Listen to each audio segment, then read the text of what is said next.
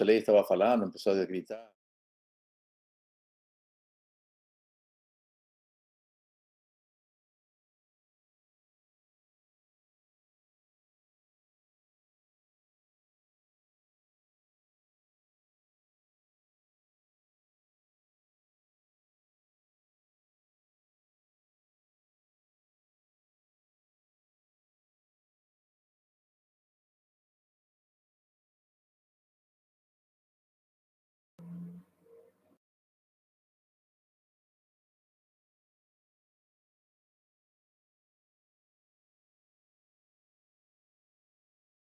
Boa noite a todos, boa noite à comunidade do Instituto Federal de São Paulo, boa noite à comunidade externa, né?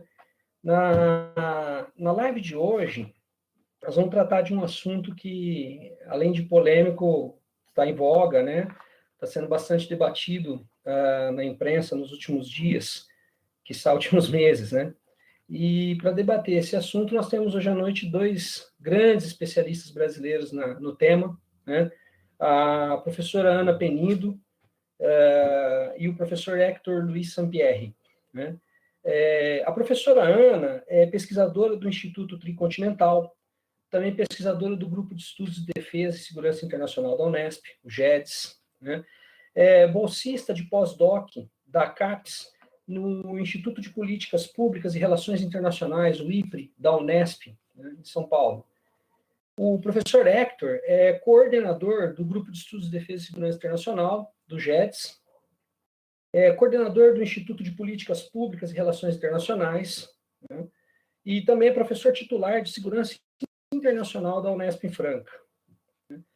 Para tratar do tema de hoje, aliás, perdão, nosso tema de hoje lida com os militares na política, os militares no presente governo Bolsonaro, né? Como é a sua atuação, o que se espera dela, que desdobramentos ela pode vir a ter, né? Eu vou, então, deixar a palavra agora para os nossos entrevistados, para os nossos palestrantes. Eu vou pedir apenas que eles falem ali de 10 a 20 minutos sobre o tema, o que julgarem que é o mais pertinente. E depois a gente abre para uma rodada de perguntas para os nossos espectadores. Pode ser? Começar em ordem alfabética? Pode ser? Pode ser, Ana? Pode sim. Por favor, então. A palavra é sua. Seja bem-vinda. Bem, boa noite. Eu que agradeço a oportunidade de estar vindo aqui ter essa conversa. Não é uma conversa agradável, a gente não gostaria de estar conversando sobre a presença dos militares no governo, a gente gostaria de estar conversando sobre a política de defesa nacional, mas, infelizmente, é o que está, de fato, na ordem do dia. Boa noite para a comunidade do Instituto Federal de São Paulo e vamos tentar contribuir na medida do possível para as reflexões. O que eu acho que talvez seria interessante a gente tratar é que essa presença militar, ela não é nova. Então, pensei um pouco da gente tentar resgatar, não do ponto de vista da história militar, mas do ponto de vista da sociologia, o que de fato pode estar motivando esse tipo de comportamento. E aí, eu dei aula para o ensino médio, então aquela lógica mesmo do tentar pensar imagens. E acho que a gente está um pouco se sentindo como se a gente fosse um Titanic indo diante de um iceberg gigantesco na nossa frente, para além da pandemia, lógico. Então, tem algumas coisas desse iceberg, que é essa instituição militar, que elas são mais visíveis. Então, que é aquela pontinha que fica lá em cima, assim, que eu acho que vale a pena a gente destacar, porque eles externaram isso publicamente, a insatisfação deles com a Comissão Nacional da Verdade, não só quando ela foi instalada, mas desde quando isso começou a ser discutido, do ponto de vista de uma memória histórica mesmo, e tentar repensar como foi a nossa transição política. Eles próprios também já externaram várias vezes uma insatisfação com o fato da Dilma ter uma memória e um passado de guerrilheira, e, ao mesmo tempo, ser uma mulher no poder, né, uma mulher num espaço de hierarquia e de comando, o que é pouco comum na sociedade de forma geral e no meio militar não existe. Agora que as mulheres estão entrando na Academia Militar das Agulhas Negras, então daqui a 30 e alguns anos, talvez, a gente tenha uma mulher 4 estrelas. Acho que outra coisa que está lá naquela pontinha, que não aparece tanto, que foi a troca do Jobim pelo Jacques Wagner. O Jacques Wagner assinou um documento discutindo a questão da promoção, então alterando uma coisa que para eles é uma reserva de domínio. Eles não aceitam que isso passe pelo crivo do ministro, né? E isso foi motivo de polêmica naquela época. O próprio rebaixamento do GSI, que também é uma área historicamente militar, onde eles sempre estiveram com predominância, tanto que é uma das primeiras ações do Temer, assim, logo nos primeiros dias de governo, ele reorganiza o GSI e entrega para o Etgoin.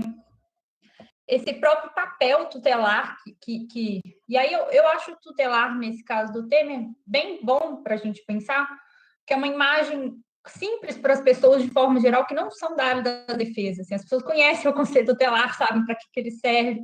Então, assim, é bem essa lógica mesmo, de entender que tem alguém que está superior, tem mais clareza estratégica, mais domínio de Brasil, que é responsável por tutelar as ações de alguém que é menor. Então, esse comportamento já aconteceu em outros momentos da nossa história política também, e acho que ali fica muito caracterizado mesmo. E o próprio golpe contra o presidente Dilma Rousseff. E aí, é bom até esclarecer, assim, tem muita gente falando assim, mas os militares estão dando um golpe agora? Não estão.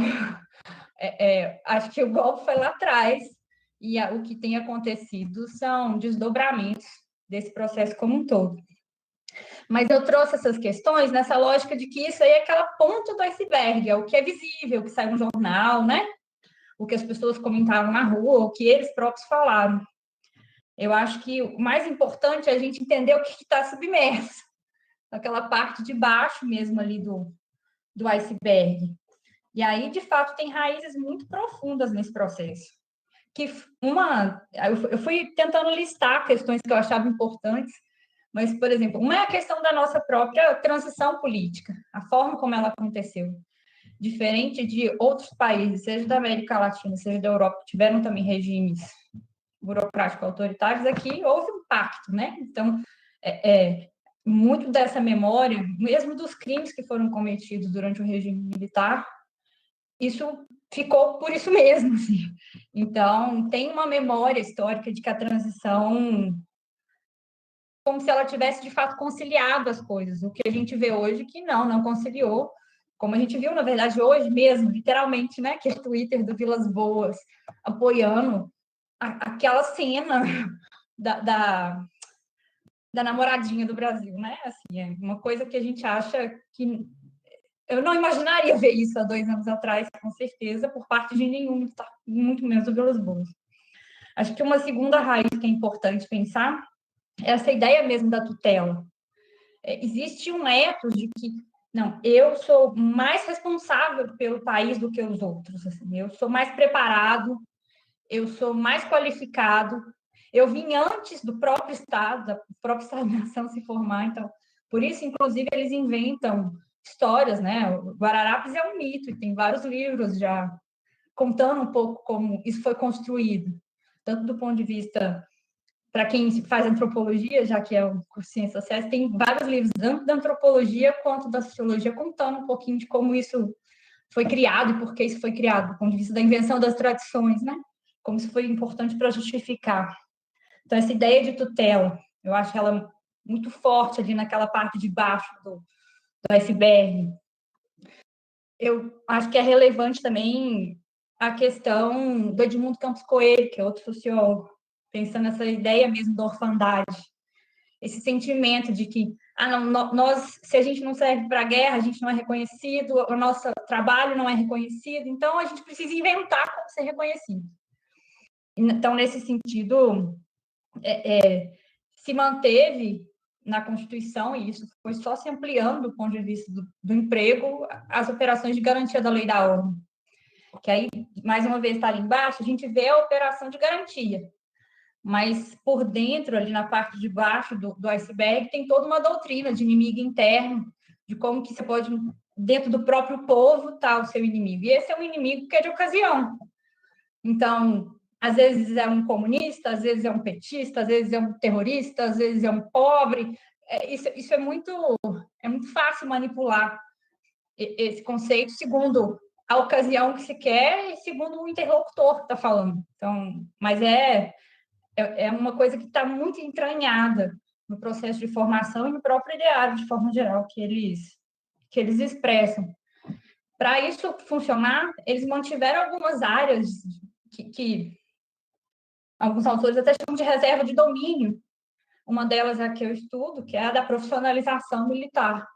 Mas a gente poderia falar da inteligência militar, a gente poderia falar da justiça militar. Então, são áreas sobre as quais eles têm total autonomia, seja do ponto de vista do planejamento, seja do ponto de vista do controle. Então, são áreas de autorreprodução simbólica, já que a gente está aí com cientistas sociais de novo. É uma lógica mesmo de como você pode garantir a sua continuidade do ponto de vista de pensamento.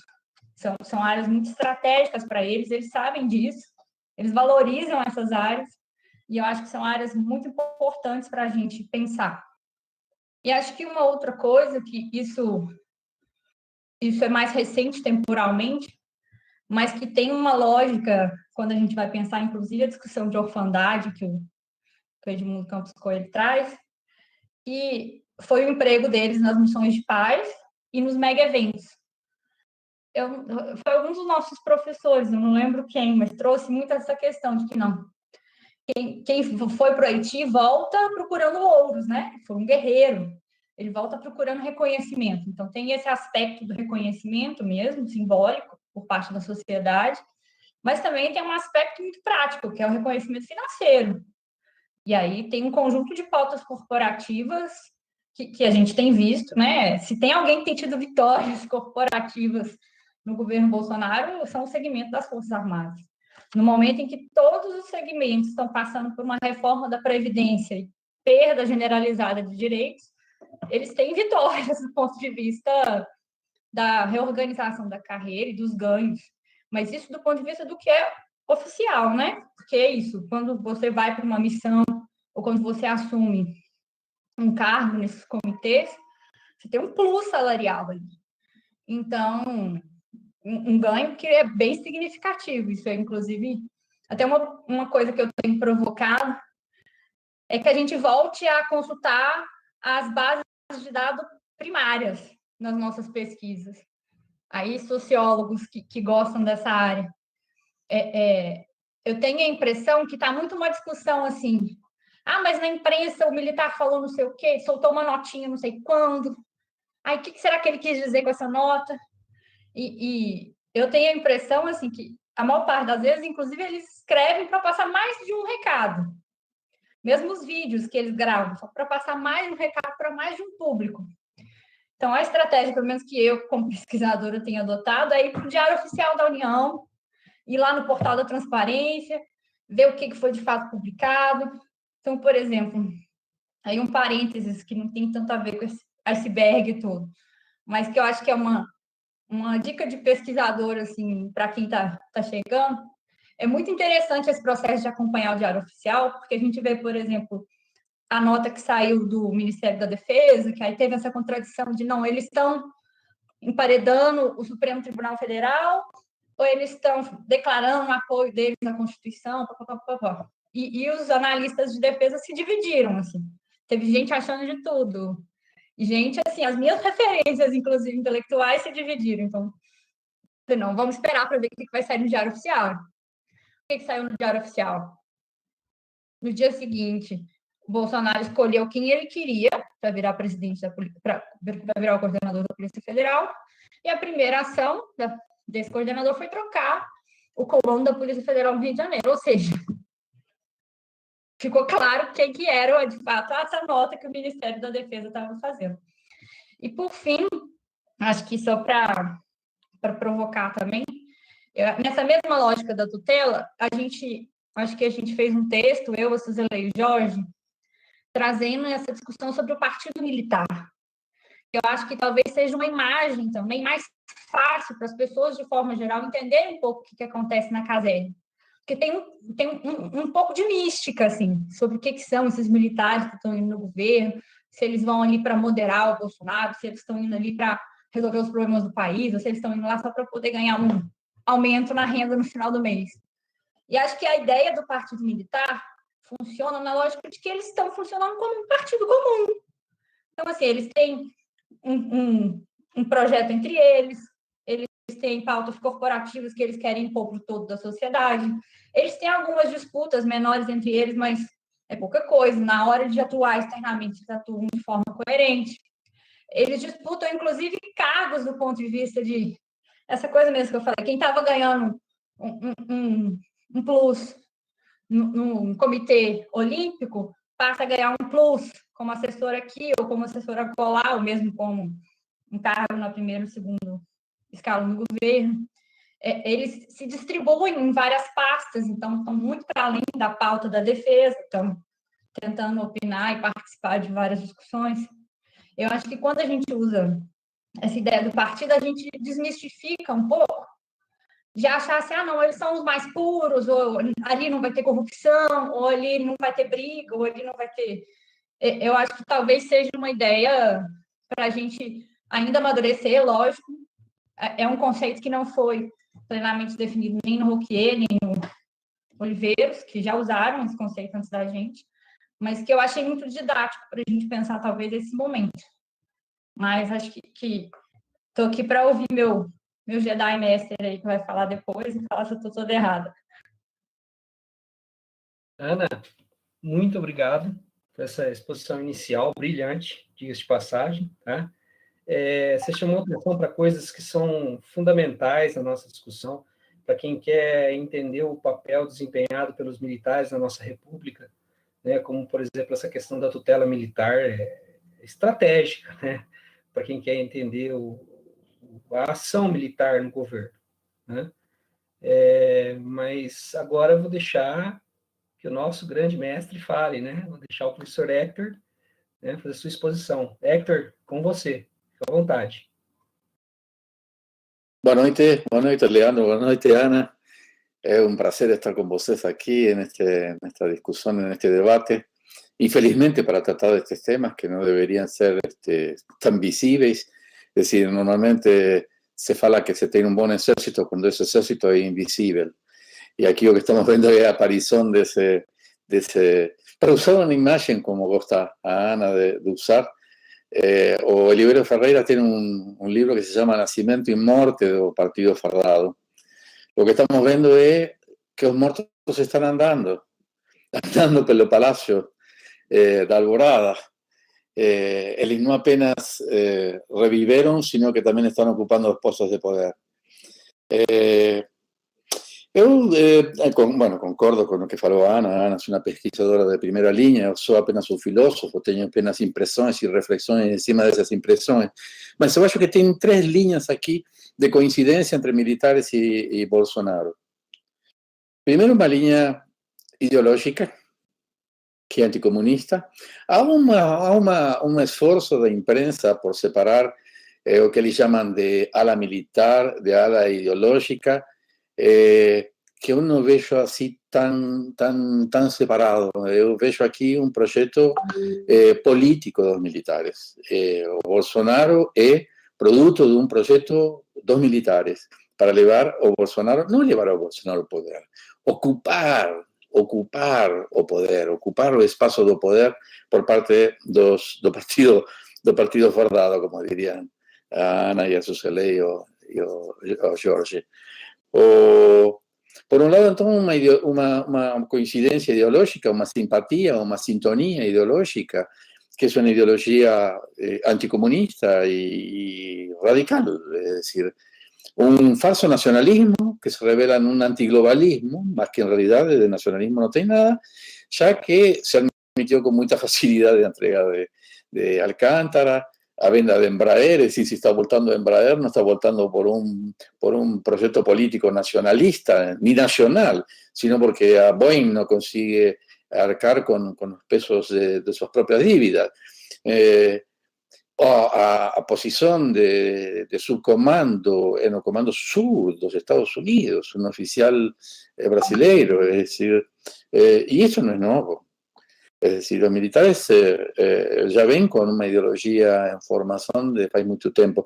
En realidad, para hacer un poco de historia, bueno, Leandro sabe mucho más que yo de estas cosas, mas ya en las guerras de libertación en América Latina, o proprio as compras do equipamento militar, fraguou uma certa ideologia, houve uma certa emulação dos estados nascentes, estados latino-americanos con relación aos estados europeos. No caso do Brasil, no tinha un estado, tinha un imperio que después va a retirar y dejar un ejército en realidad en formación, es decir, a partir de la guerra do Paraguay, en la cual Leandro es un especialista de primera línea, hay una reflexión sobre justamente a meritocracia interna a fuerzas, es decir, una discusión sobre la organización militar también, en parte pelas armas, es decir, un armamento nuevo que implicaba en una formación un poco más científica por parte de los militares. Aquí se radicalizó con la cuestión del positivismo, es decir, el único país del mundo que tiene una iglesia positivista y que tiene una bandera con la insignia positivista de orden y progreso, como si fuese posible progresar en orden, cuando normalmente lo que se entiende filosóficamente es que orden y el progreso son conceptos contradictorios, o se precisa un poco de desorden para poder tener un progreso. Mas, en fin, eso va así más o menos hasta el comienzo del século XX y el fin del século XIX. Tenía dos industrias importantes de armamento, que era a inglesa y a alemana, y eran básicamente estaleiros, o sí que ya no barcos tintos, o simbolismo de lo que se reconoce como armamento sofisticado, porque tenía tecnología, estaba todo embarcado. Y esos van a ser justamente los que van a formar los ejércitos latinoamericanos y también Brasil, es decir, la escuela alemana, y no inglesa, más a francesa. Tanto los ingleses como los franceses van a intentar diseñar una doctrina militar para América Latina, también para Brasil, y una organización militar. Eso hasta la Segunda Guerra Mundial. La Segunda Guerra Mundial, después de terminada la Segunda Guerra Mundial, es decir, Estados Unidos llega a completar el ciclo de lo que Ray Mills va a llamar con Lulio das élites, es decir, élite militar, élite industrial y élite política, per la cual ha una retroalimentación da demanda, es decir, el Estado demanda material bélico por recursos dos militares, es decir, los militares piden, demandan, o Estado compra dos industriales, que por su vez pagan a campañas políticas, los políticos que van a acceder a compras que están pidiendo los militares. Eso sería con Lulio, y ese sería lo que se conoce como complejo militar industrial norteamericano.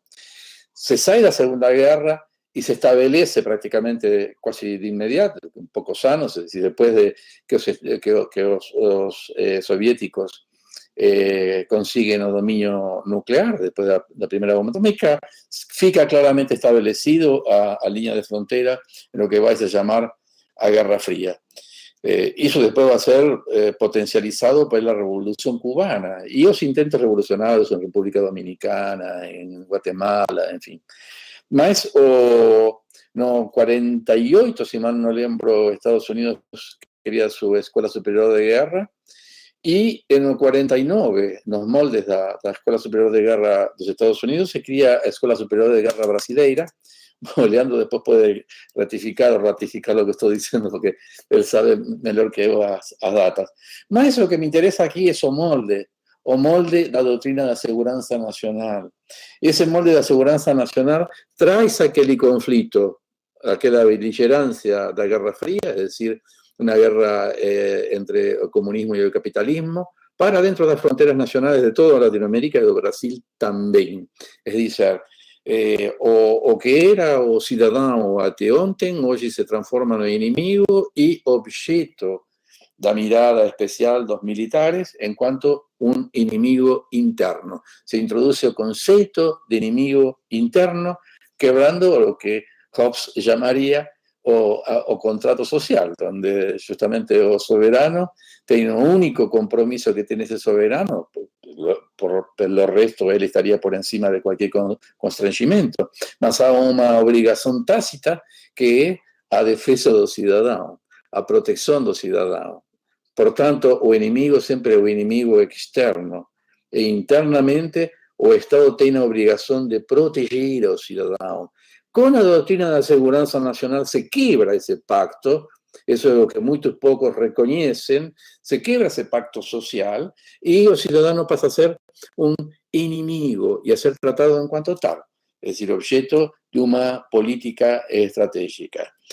Entonces me da la impresión de que a partir de aquel momento hay un dispositivo, digamos, militar, una concepción estratégica por la cual los ejércitos latinoamericanos, incluido o Brasil, pensen que la Junta Interamericana de Defensa, que es una junta de los ejércitos latinoamericanos, es anterior a OEA, a Organización de Estados Americanos. Es decir, hay una antecedencia del elemento militar sobre el elemento político en la cooperación continental. Es decir, a cooperación continental se procesa a partir de a cooperación militar, y fraguada en el Tratado Interamericano de Asistencia Recíproca, OTIAR. Es decir, que básicamente todos para defender los Estados Unidos. Cuando se testó ese TIAR en otras circunstancias, como por ejemplo la Guerra de las Malvinas, no funcionó. Sirvió apenas en aquella situación y con aquel objetivo. Entonces me da la impresión de que ficó claramente definido una concepción estratégica internacional, no cual los ejércitos latinoamericanos tenían una función principal, no teatro secundario. O teatro principal era el teatro entre las dos grandes potencias y básicamente dialogada a través de artefactos nucleares, es decir, o dispositivo nuclear va a ser a intermediación dialógica entre las grandes potencias y esa interacción dialógica entre las grandes potencias va a se definir básicamente por la estrategia de la disuasión, porque estrategia de disuasión en sentido estricto solo en aquel nivel nuclear, donde a mutua destrucción asegurada, es decir, el principio MAD, mutua destrucción asegurada, garantizaba a aquella atención en niveles soportables. Más, en la medida que eso no permitía un confronto directo entre las hiperpotencias, en las superpotencias, y la Unión Soviética y los Estados Unidos, se desenvolvieron una serie de conflictos de intensidad variable, con diferentes características, guerras de libertación, guerra revolucionaria, por todo el mundo, básicamente en África, en Asia, y en parte en América. Ahí hubo una tensión estratégica, se tensionó a redes estratégicas de los ejércitos latinoamericanos, llevando a a tener una función principal en el escenario secundario. Y el escenario secundario eran los propios territorios nacionales contra las vanguardias comunistas, es decir, la representación de aquel enemigo internacional dentro de las fronteras nacionales. Más dentro de ese concepto de vanguardia comunista entraban antropólogos, sindicalistas, abogados trabalistas, abogados dos sindicatos, cualquier ofensa, cualquier discusión con el sistema era considerado un desvío comunista y atacado como inimigo, insisto. Eso se prolongó con algunos arrebatinios de militares nacionalistas o pseudonacionalistas, más en realidad o nacionalismo, por eso a defensa de la patria, no de la nación. La patria es un concepto mínimamente polisémico, es decir, es muy difícil definir lo que es la patria. Todos sentimos aquella emoción, la patria, la bandera, más en realidad lo que se defiende, o objeto de la defensa, ese es un criterio definicional, o objeto de la defensa es la decisión soberana, é dizer, a decisão de aquele que legitimamente decide por todos nós. Aquele que pelo voto, pelo que for, para algum fator de legitimação, decide. Essa decisão é o objeto da defesa. Por isso, aquela máxima do ministro Jobim e também do chanceler, do nosso chanceler Amorim, que decía que no precisábamos una defensa para poder decir no. ¿Qué dice? Para defendernos a decisión. Eso es que es el objeto de la decisión. Y con esos arrebatos nacionalistas juntan un porcentaje, es decir, ya en 2009, cuando se estaba costurando, dando as últimas pontadas da costura do Conselho Sudamericano de Defesa, es decir, después dos movimentos separatistas de Pando, na Bolívia, después do ataque de Colombia en la Angostura, en territorio ecuatoriano, en aquel acampamento donde estaba Reyes, que estaba tentando una negociación internacional diplomática para resolver el problema colombiano. En aquel momento, donde 2009, donde todo el mundo estaba pensando que los ejércitos americanos estaban acompañando aquella inercia y sintonía, digamos, ideológica de los países sudamericanos para constituir una relación multilateral sólida, inclusive en la área de la defensa, que es una área extremadamente sensible y estratégica. En aquel momento, el comandante del Comando Sur, que había asumido en el 2008, que tenía, yo no lembro el sobrenombre, un sobrenombre medio croato, yugoslavo, una cosa así. Él le manda un telegrama para Estados Unidos confirmando que casi todos los ejércitos sudamericanos estaban con ellos. O casi excluye Venezuela. Y tal vez Bolivia.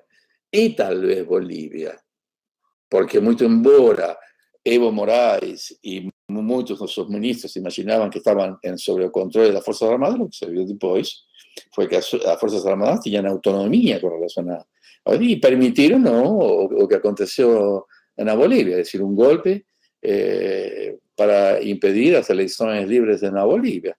Bueno, más esos militares obviamente tienen aquel desempeño interno, es decir, les fixan en Guararapes, que fue una batalla ahí imperial, donde no se puede hablar de ejército nacional, porque ni siquiera había una nación brasileña en Guararapes. Más eso es para tirar una antecedencia con relación a las otras fuerzas, no aeronáutica, que es relativamente contemporánea, mas sí con relación a Marinha.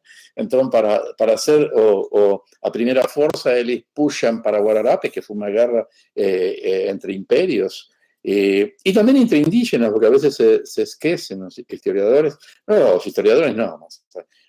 algunas lecturas, de que ahí tenía un enfrentamiento que usó también a guerra imperial para resolver sus problemas entre los Tupinambá y los Tupiniquín. Es decir, Leandro exactamente sabe mejor que yo de esas cosas. Mas ya en 2009, entonces, los militares no eran tan nacionalistas. Y si asume en algún momento un oficial, un subcomando, en el comando sur de los Estados Unidos, es porque eso ya venía siendo negociado hacía un cierto tiempo. Por tanto, se podría decir que los políticos nunca tuvieron control sobre las Fuerzas Armadas. En los 13 años del gobierno Lula, que se inauguran con un accidente extremadamente horroroso para la democracia, que fue cuando hubo un confronto entre el ministro de Educación o ministro de la Defensa o José Viegas y el comandante del ejército, porque este conmemoró o golpe de 64, hubo una discusión entre ambos, ahí o Lula, en lugar de pedir a un ministro que pese a renuncia do comandante, pidió a renuncia do ministro da Defensa, mostrando una debilidad política en la conducción de la defensa. Y ahí los militares fueron avanzando cada vez más hasta el punto aquele vértice do iceberg, para usar a metáfora da Ana, que foi a Comissão da Verdade. A Comissão da Verdade para o Exército, para as Forças Armadas em geral, mas para o Exército em particular, foi insuportável. Eu acho que nunca tiveram tantas condições para desenvolver todas suas potencialidades quanto com o governo petista, muito mais do que realmente deveriam ter tido. Tiveram todo, até inclusive dispositivos de taxação impositiva para acelerar a indústria da defesa. Es decir, houve toda una serie de condiciones para que... Mas eso no admitieron. Y pela sua dependencia, y ahí uno de dos aspectos. Uno tenía dito ideológico de coincidencia entre Bolsonaro y los militares. O ideológico. Otro económico. O neoliberalismo. Es decir, aquel movimiento que comenzó en 2003 por 30 centavos de la pasaje de San Pablo, que en 27 días se transforma en un pedido de impeachment a presidenta Dilma y el retorno de los militares al poder en 27 días. Eso no tiene ninguna explicación sociológica, a no ser con aquellas teorías de lo que se llama guerra híbrida. Es decir, apoyo financiero, a pequeños grupos, muchos de ellos con lideranzas formadas en Estados Unidos, una estructura judiciaria formada en los Estados Unidos, como ya está más que demostrado, está claramente demostrado, que vieron aquí para entregar a Petrobras y quebrar toda la estructura productiva nacional. Es decir, a prisión de Lula, a prisión de Lula, eso es un problema político. Mas a destruição do país, isso é uma questão gravíssima, gravíssima. Aquela limpeza da corrupção, a chamada limpeza da corrupção, foi muito caro para o Brasil. Muito caro, em termos tecnológicos, produtivos, industriales, de desenvolvimento, etcétera, etcétera. Sin falar na vergonha que se transformou hoje a imagem do Brasil no exterior, porque esse é um tema à parte. Y finalmente, la situación corporativa, es decir, estamos hablando de los tres aspectos. Es decir, la corporación, o Bolsonaro salió como un traidor de las Fuerzas Armadas y un terrorista, que intentó inclusive colocar bombas dentro de un cuartel, un pésimo militar, con baja cualificación intelectual. No voy a hablar de él, mas lo importante es que en el 2004, ele tem ingresso a Amman para fazer conferências. 2004 já era deputado, para fazer... Isso foi, obviamente, com autorização do comando, porque ninguém entra a conferências na Amman sem autorização do comando. Então, por um lado isso, e por outro lado, as necessidades corporativas de cabida de emprego. Hoje, no Estado tem mais de 2.984, a Ana certamente tem um dado muito mais preciso, de militares em função de governo, muitos das quais são da ativa, são cedidos, e isso está no Diário Oficial, a Ana já consultou certamente, está no Diário Oficial, são cedidos, portanto, com autorização do comando e com autorização do ministro da Defesa. Entonces, eso significa que el ejército o las Fuerzas Armadas, no diría Fuerzas Armadas porque las Fuerzas Armadas yo tengo por las Fuerzas Armadas una consideración institucional, yo estoy hablando del conteúdo sociológico de la institución Fuerzas Armadas, que son los militares. Los militares hoy están no poder. Y mi hipótesis es que este gobierno es un proyecto militar, que inclusive porque los militares ven haciendo campaña para Bolsonaro ya desde 2008. Generais haciendo campañas por vídeo para la tropa salir a hacer campaña contra el petismo, con un argumento lavallatista, que es básicamente moralista, que es lo que normalmente la derecha tiene como bandera, una apropiación de todos esos símbolos patrios, a bandeira, a camiseta da seleção, tudo isso, e é a ocupação do espaço público. Então, eu estou achando que é um projeto militar, os militares estão no poder, mas talvez em todo este cálculo, que já começa a ser feito muito antes, isto não é uma casualidade, que Bolsonaro poderia ter sido outro, mas o projeto de poder da força, pelo menos dos militares, já estava colocado, bueno, eu vou parar por aqui para dar tempo para as perguntas e depois continuamos, se vocês já ven. Teria mais algumas coisas para dizer, mas talvez, porque a ideia é discutir. Muito obrigado, Leandro. Hector, nós que agradecemos. É um prazer sempre ouvi-lo, né? Muito obrigado pelo elogio que me toca. Eu vejo uma imensidão aí de pesquisadores da Guerra do Paraguai que mereciam isso mais do que eu. Mas fico muito feliz pelo elogio. Muito obrigado, Hector. Eu só queria lembrar ao público que nos vê que nós temos um tempo grande para perguntas, tá? Todos podem mandar suas perguntas, né? Nós vamos fazer uma seleção aqui, um apanhado das que a gente puder encaminhar aos nossos entrevistados, e vai ser um prazer poder responder essas perguntas, tá? E já para lançar uma provocação, uma bomba no meio de vocês, né? Vai parecer uma pergunta muito simplista, muito básica, né? Eu gostaria, Ana, que você explicasse para o nosso público para que servem, afinal de contas, as Forças Armadas? Qual a utilidade delas? A que elas se prestam? Né?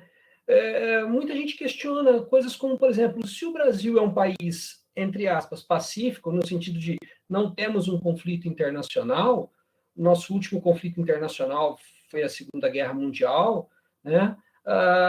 Por que ter Forças Armadas? Por que gastar recursos públicos na manutenção das Forças Armadas, Ana? Essa é a sua pergunta simples? Bom, assim, eu vou... Tem outra...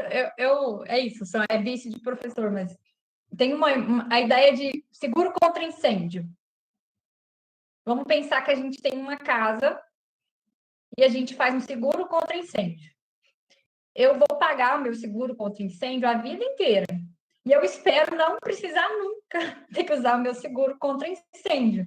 Porque se eu precisar usar o meu seguro contra incêndio, quer dizer que eu perdi minha casa inteira, não salvou nada.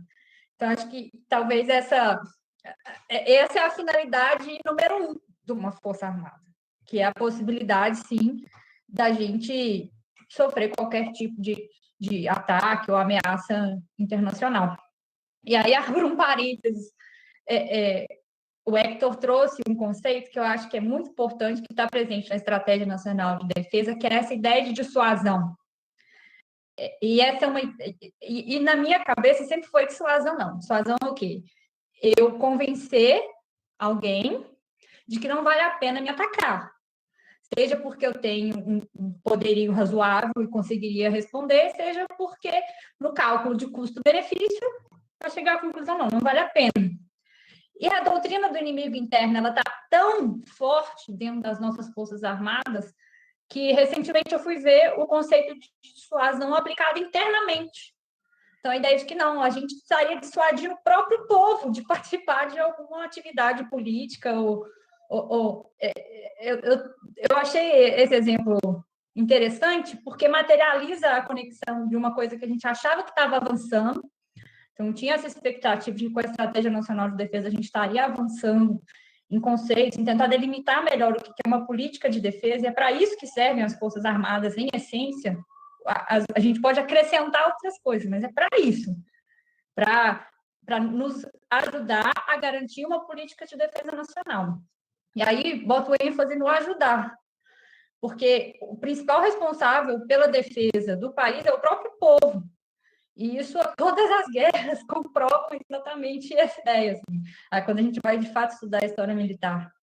Não são as Forças Armadas quem sozinhas garantem absolutamente nada, muito menos para um país como o nosso, que não tem, nem vai ter, no curto, médio prazo, equipamento de ponta, nem entrar em conflitos com outros países. Mas isso, inclusive, é proibido pela nossa Constituição. A gente tem outra ideia de relação com os nossos vizinhos. Mas isso aí faz a gente pensar, e aí, aproveitando e dialogar, inclusive, isso com o Hector, o que seria essa ideia do nacionalismo? Porque, por um determinado tempo, eu imaginava que era um nacionalismo quase que territorial, pensando na lógica da proteção das fronteiras mesmo, que ó, a gente protege esse território. Mas dentro do próprio IPRE, tem um outro programa que discute mais o conceito de território. E território, não existe território sem seu povo.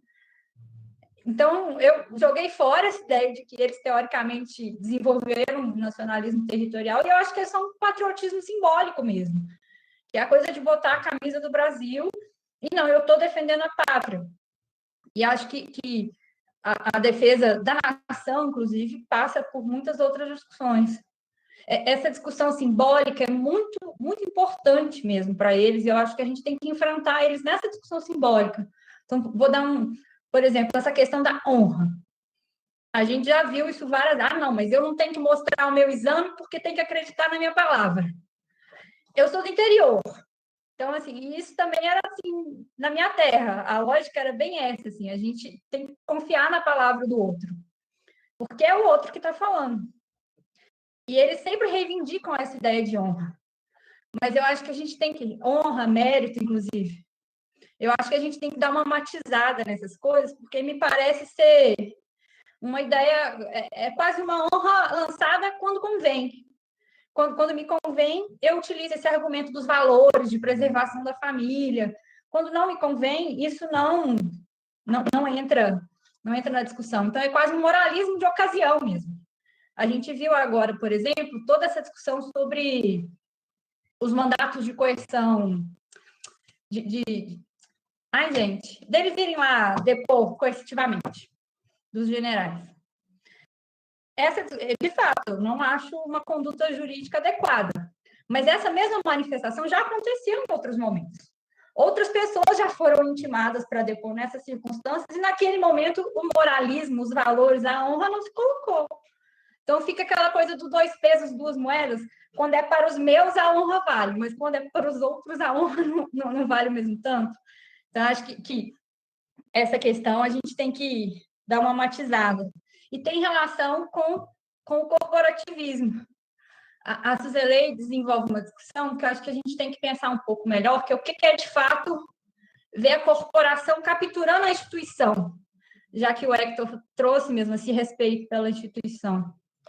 Eu acho que talvez um bom significado disso, para além dessas pautas, tipo reforma da Previdência, ou uma beiradinha no INSS, ou uma beiradinha na Escola Cívico-Militar, eu acho que quando a gente vê uma força que leva 7 projetos estratégicos para o Congresso Nacional, você não tem projeto estratégico nenhum.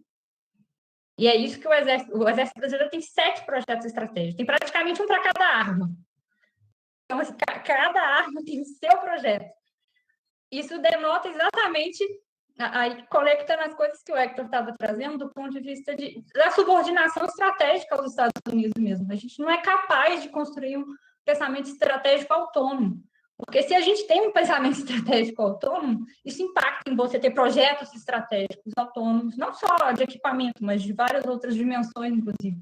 Doutrina elaborada aqui, pensada a partir de aqui. Então, dei o exemplo da dissuasão, porque para mim foi chocante quando eu li a primeira vez. Eu mandei um WhatsApp para a época para o Hector. Eu falei, Hector, você já viu esse conceito aplicado dessa forma? Eu acho que é muito, muito relevante nesse sentido.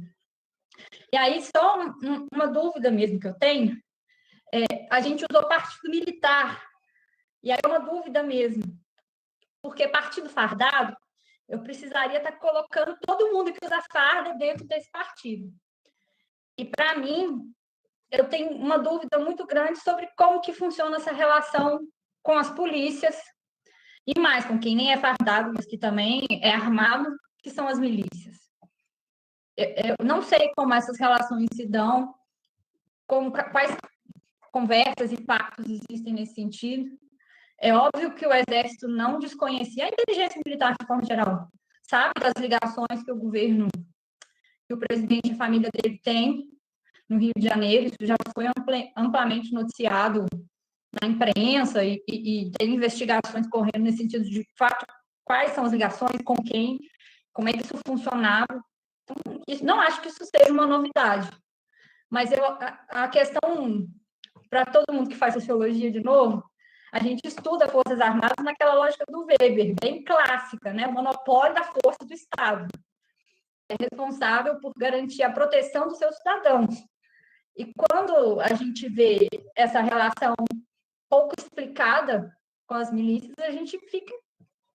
Eu, pelo menos, tenho muitas interrogações nesse sentido, não consigo muito explicar. E aí, queria provocar o Hector para me ajudar a responder essa pergunta. O Hector tem um texto muito bom, que saiu na Argentina, que é discutindo exatamente essa questão do emprego das Forças Armadas em atividades de segurança pública. Porque, além da defesa nacional, eles podem ser empregados, seja em atividade de segurança pública, né, isso é permitido pela nossa Constituição, no artigo 142, nas operações de garantia da lei e da ordem, e em várias outras operações subsidiárias. Então, que vai seja carro-pipa para o Nordeste, para levar água no interior, ou ir lá ver se garimpeiro está em alguma terra indígena, ou ver a questão das queimadas na Amazônia, ou qualquer outra coisa desse tipo. Mas o emprego em segurança pública traz outros impactos, traz mudanças no treinamento, traz mudanças no armamento, traz mudanças na organização. Uma pessoa que atira com um fuzil que consegue penetrar 4 ou 5 pessoas enfileiradas, não pode ser treinada da mesma forma que uma pessoa que tem que abordar alguém que está numa situação ou está tendo um comportamento defeituoso. É um armamento distinto. Organizativamente também é distinto. E, infelizmente, isso, inclusive, já trouxe impactos concretos, né? Tem a brigada lá em Campinas, desviou uma parte das Forças Armadas para atuar especificamente nesse tipo de situação. E na própria doutrina, né? Aí, nesse sentido, talvez seja o que menos eles sofram, já que eles podem resgatar a doutrina do inimigo interno, que já foi aqui também explicitada pelo Hector. Mas, do ponto de vista das possibilidades de emprego das Forças Armadas, eu quero chamar a atenção para a defesa nacional. Eu acho que é, de fato, a única... Nós não temos outro seguro contra incêndio, só tem esse. Então, eu preciso que esse consiga cumprir bem o seu papel. Ana, a sensação que eu tenho, em ouvindo você falar, é que os nossos militares fazem uma leitura muito rasa ou muito ruim de Clausewitz, da trindade clausewitziana e da teoria do armamento do povo, né? Tratar o povo como inimigo em qualquer país seria considerado a chave para a derrota. Eu fico imaginando o que nós faríamos ou em que situação nos encontraríamos numa guerra convencional em que as nossas forças precisassem do auxílio do povo, né? Como está preconizado no livro da guerra do Clausewitz, né? Mas, Hector, fica aí a palavra com você, né? Fica à vontade para explorar essa interrogação da Ana aí. Bom, primeiro com relação aos fardados, o partido fardado, eu acho que a Libera se refere exclusivamente a Forças Armadas, não inclui polícias nisso. E eu tomei nesse sentido, basicamente, de Forças Armadas, não de polícia. Mas voltamos aí à questão do monopólio. Permítame um recuo um pouco filosófico, sem pretensões, mas um pouco filosófico, de dizer, a vezes os próprios militares pensam que eles são o monopólio da violência. Mas o monopólio da violência da qual fala Weber é uma relação política pelo qual se tem o controle absoluto dos instrumentos da violência. É dizer, isso não se refere a uma arma, se refere a todas as armas, a todas as formas da violência. Isso significa o monopólio da violência. E o monopólio da violência é estatal e está nas mãos do governo. As Forças Armadas, as polícias rodoviárias, todos os que estão armados são parte desse monopólio. É um único monopólio, senão seria uma loucura pensar que são dois monopólios. É um único monopólio. Então, todos os exercícios de violência internas ao Estado estão monopolizados pelo exercício do poder político e da condução política, como diria o Clausewitz, claro. Mas veja que esse monopólio é legítimo porque há uma outorga original, não é que seja temporal, mas, digamos, é um âmbito lógico, de transmissão lógica, pela qual, digamos, a sociedade percebe que não pode se proteger a si própria, que ainda que tenha muito armamento, estou fazendo como se chama, o versinho de Hobbes, de Thomas Hobbes, en Leviatán, es decir, as pessoas, os seres humanos perceben que no hay cantidad de armamento, ni inteligencia, ni capacidad de articularse que garantan su aseguranza. Ahí deciden abrir mão de su armamento para alguém y de su vontade para alguém. Ese alguém, que puede ser un individuo o un grupo, se transforma en soberano. Es decir, que o pacto es un pacto entre los ciudadanos, entre as pessoas que pasan a ser ciudadanos, porque eles van a ser ciudadanos a partir de ese acto pactual o contractual o como você quiser, un pacto social, pero cual los individuos pasan a ser ciudadanos y aquel a cual entregan su voluntad, su absoluta voluntad, o soberano. Y es absoluta a vontade porque representa a vontade de toda a comunidade e tem todo o armamento da comunidade. Embora, e é soberano por quê? Porque ele não faz parte do pacto. Al não fazer parte do pacto, não tem nenhum constrangimento. É absoluta vontade. Uma vontade absoluta. Mas esa vontade se manifesta na medida en que, a través da liberdade, pela manifestação dessa vontade em fázase isto, não se faça aquele e outro, e na medida em que vai se manifestando, vai criando uma densidade normativa que vai cerceando sua própria liberdade. É decir, sua liberdade vai sendo recortada na medida em que vai normatizando, na medida que aumenta a densidade normativa, por ejemplo, constitucional o como se quisiera llamarlo, él va regulando a relación entre las personas y tornando previsible la relación entre las personas. Esa previsibilidad me permite definir lo que es un crimen. Esa normalidad, esa normatividad y esa regularidad que yo imprimo a partir de o mandato do soberano me permite predecir, por exemplo, quando vou em uma rua, quando tem um semáforo vermelho, eu paro e imagino que quando está verde para mim, o que vem pela transversal vai frear porque está vermelho. É decir, uma certa previsibilidade. Isso se aplica no mundo interno, digamos, a las decisiones del soberano, es decir, a un status quo, es decir, ese soberano va creando un status quo donde las personas tienen una cierta regularidad normativa y cierta previsibilidad de su comportamiento. A policía, y no a toda policía tiene la misma raíz de polis y de política, es decir, es a orden ciudadana. A policía se refiere a orden ciudadana, interna, y tiene un deber que, embora no sea explícito no contrato, porque o soberano está independente al contrato, por eso soberano, há un elemento tácito que es aseguranza do cidadão, porque o cidadão faz esse pacto porque no puede garantizar su propia segurança. Esto es inclusive para los liberales, porque o Hobbes era un liberal, no fundo no, era un liberal. Es decir, que até para un liberal o Estado tiene un requisito fundamental que es aseguranza del ciudadano. Eso no se puede abrir mão. Ese es un principio tácito, no explícito en el contrato, porque el contrato no compete ao soberano, mas que es o fundamento de aquel pacto. Entonces, esa segurança es brindada a través de la policía, da orden da polis, da orden ciudadana, esa orden que permite una cierta regularidad, una cierta normativa y una cierta previsibilidad. Cualquier anomalía dentro de esa orden normativa, porque esa orden normativa también define lo que es crimen, entonces cualquier anomalía es considerada un crimen y es aplicado o ejercicio de la policía. Ese ejercicio de la policía es para asegurar a todos los demás, se neutraliza aquel criminal o aquella persona que no se sujeta a normas estipuladas para la polis. Mas ainda assim, esse cidadão é um cidadão.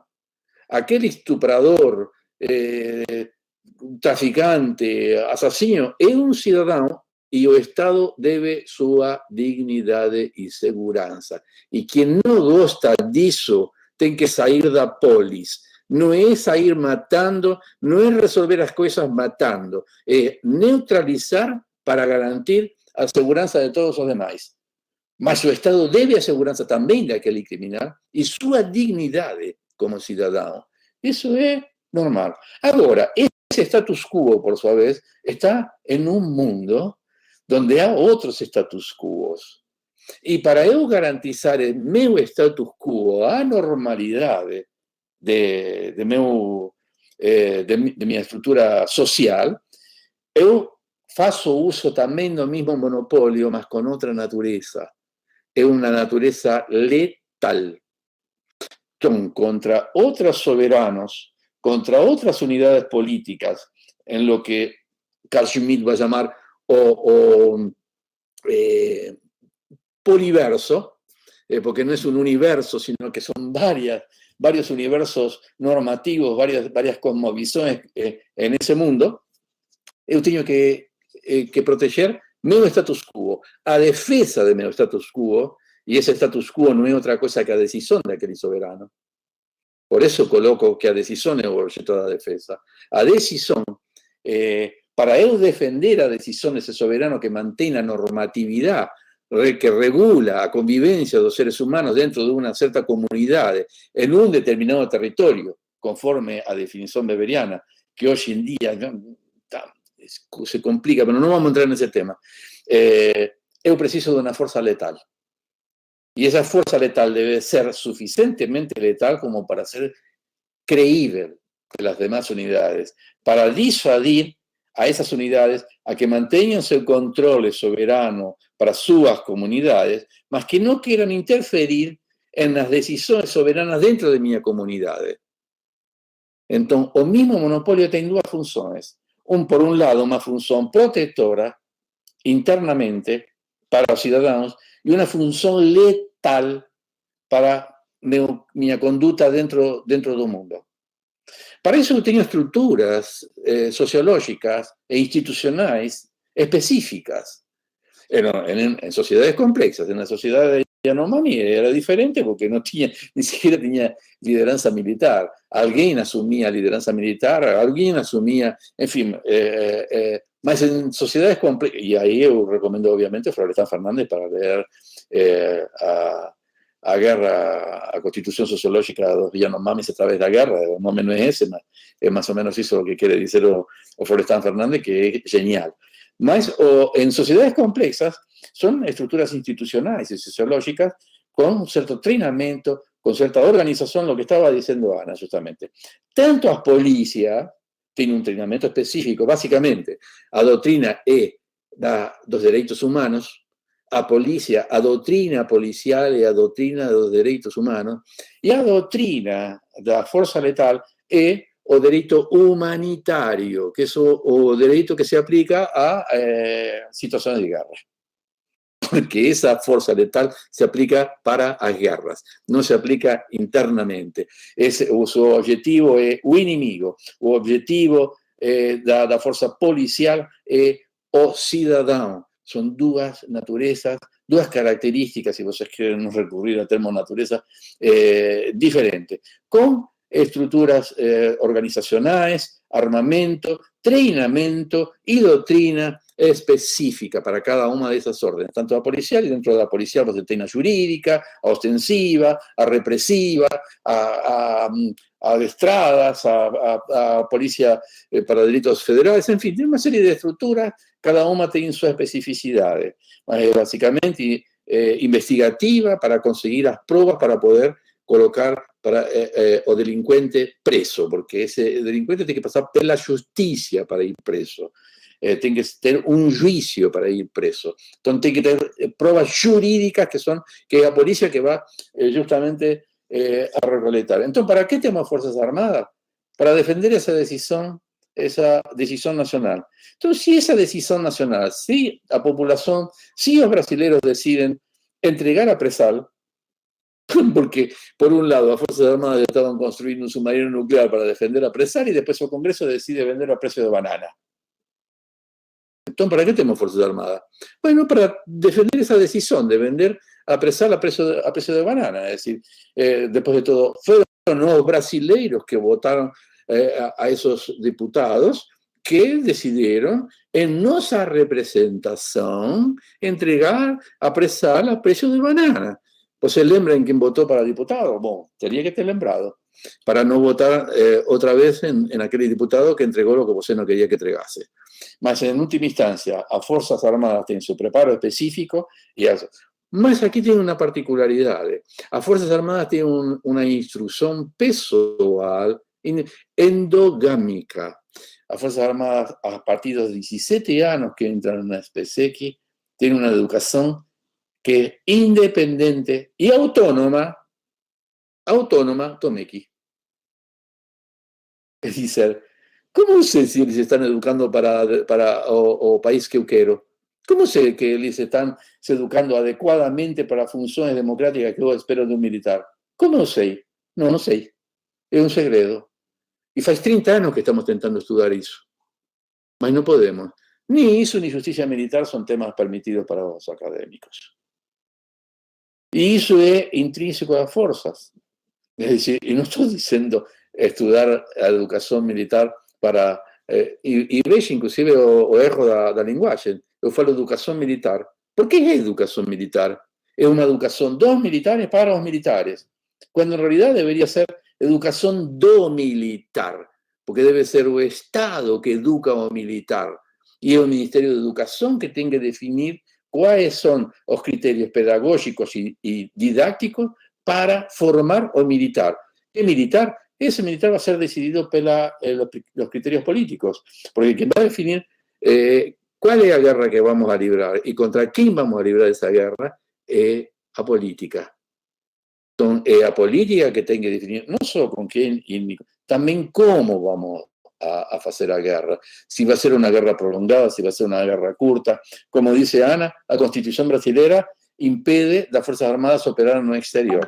A tal punto que a operación de Haití fue fraguada, en fin, en una decisión del Congreso donde el propio Amorim faló que era capítulo 6, cuando en realidad era capítulo 7. Y fue capítulo 7 y se entró a combatir en Haití.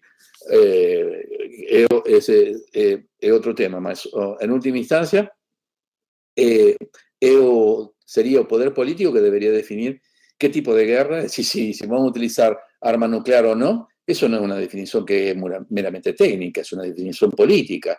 Si vamos a usar la tortura o no como método de información para ganar la guerra, eso no puede ser una decisión técnica, porque la tortura es un delito humanitario, un delito humano que no acaba, ¿cómo se llama?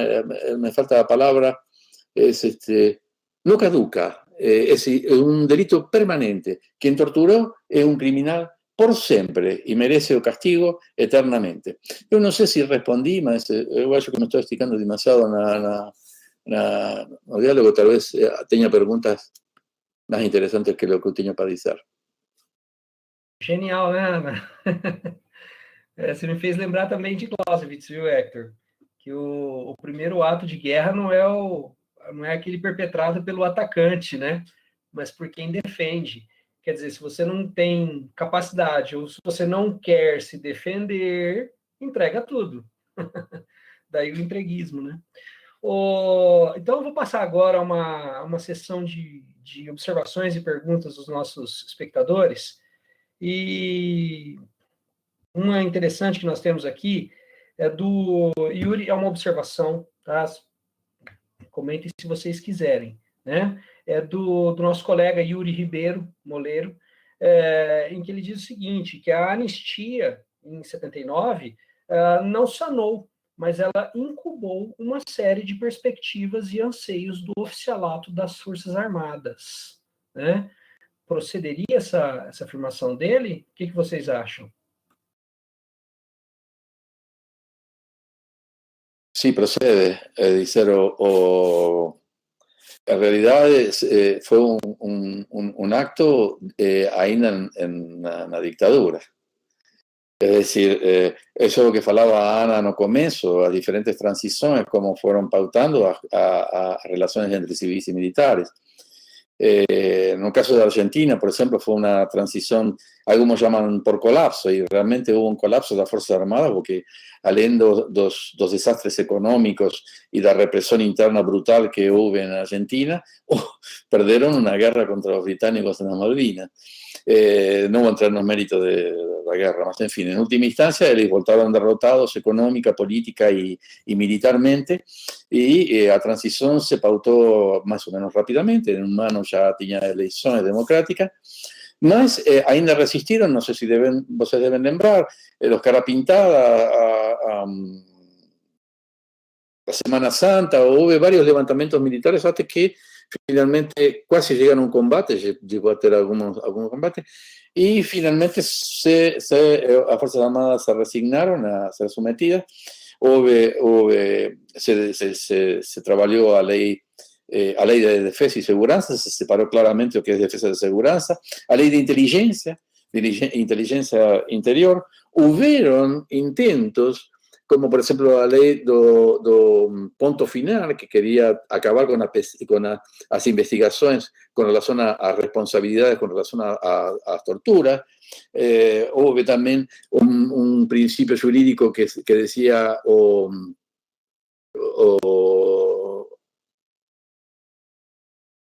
que como era, o que retiraba responsabilidad de que tenía feito a tortura porque él estaba obedeciendo una orden, a orden de vida. Mas con relación a tortura no hay orden de vida. ¿Por qué? Porque no me pueden obligar a hacer una cosa que está contra la moral, contra el costume o contra los derechos humanos.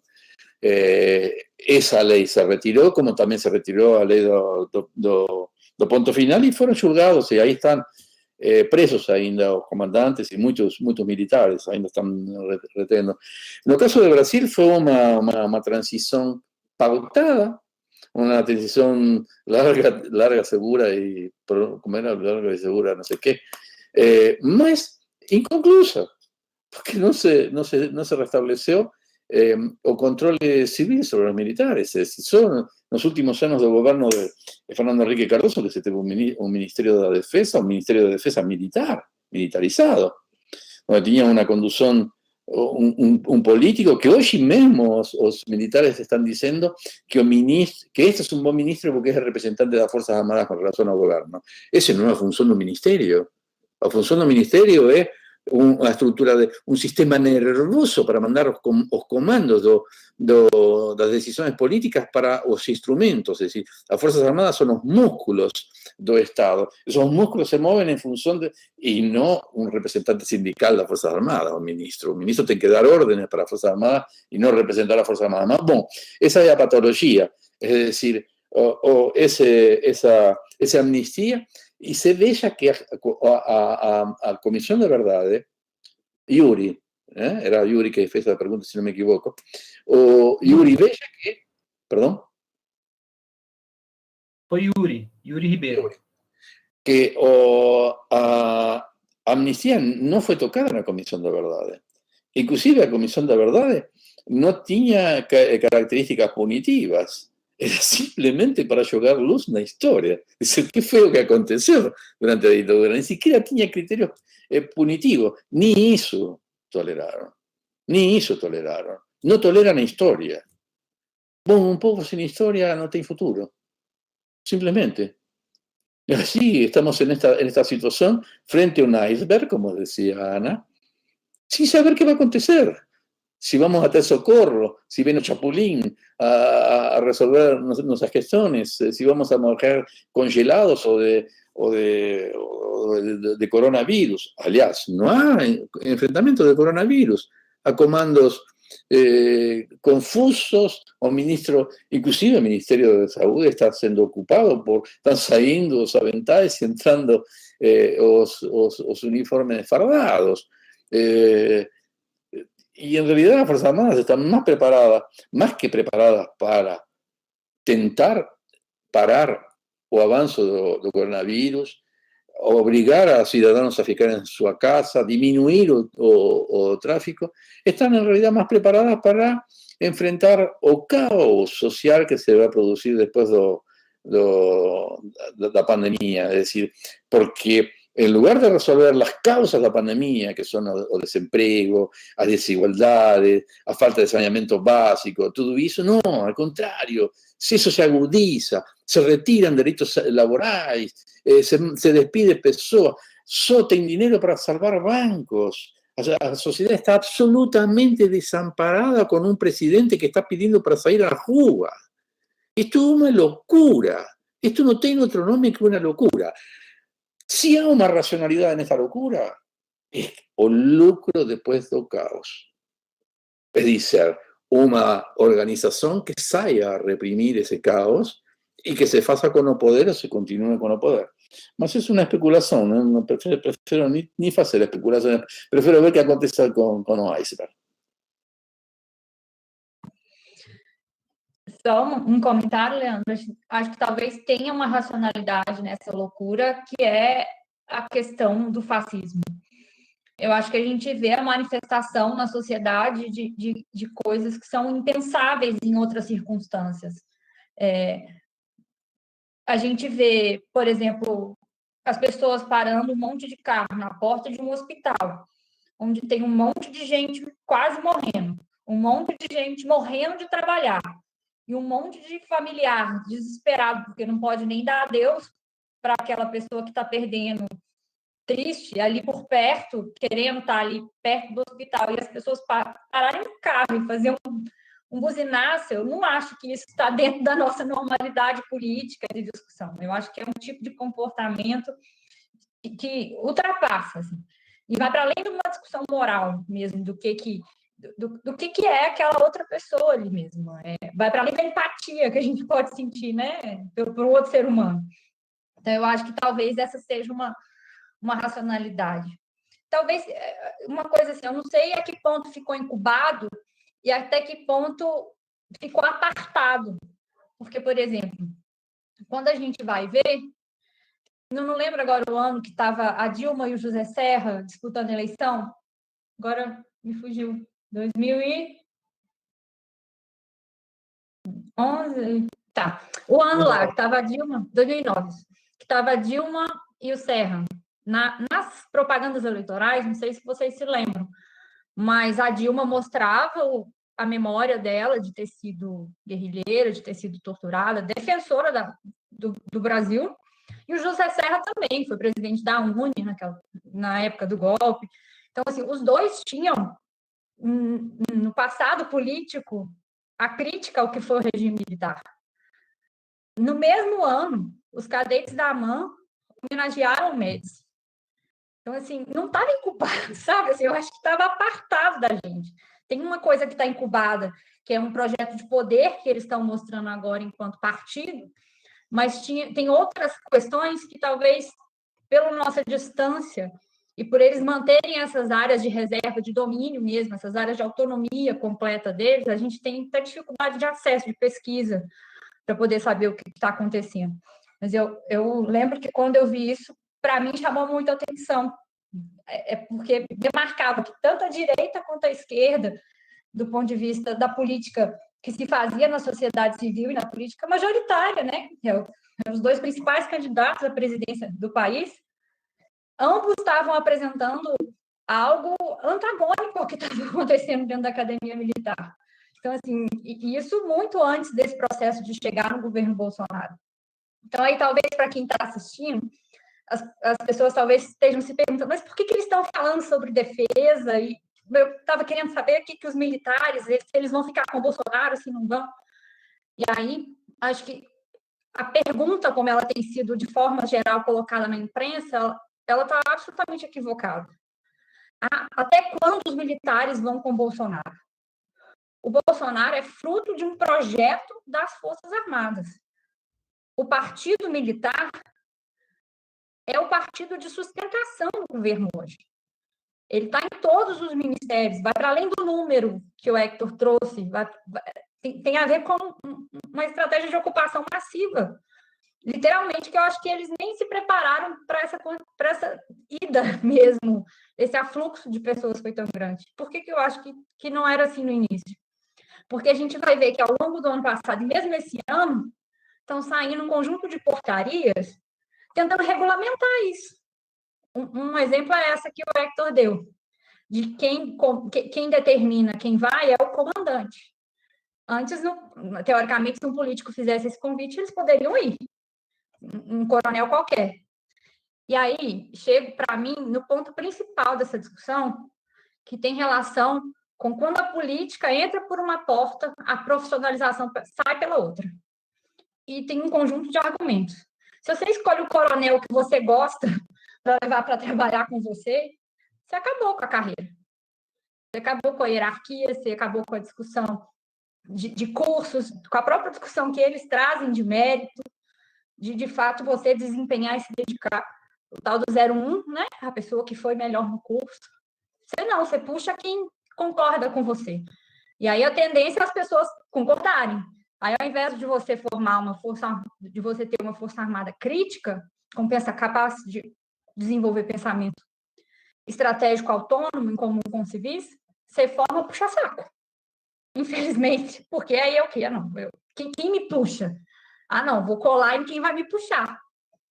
Outra lógica que a profissionalização vai embora. A partir do momento que você puxa o militar, você coloca ele nos diversos ministérios. Para quem conhece um pouco de administração pública, sabe que dependendo do ministério, você tem acréscimos salariais. Então, tem um que vai receber, por exemplo, um militar que vai trabalhar no banco, no BNDES, acho que foi o Benedito, não sei se foi o Benedito Anderson que deu esse exemplo, agora não me recordo de qual texto, mas ele não vai receber igual um coronel.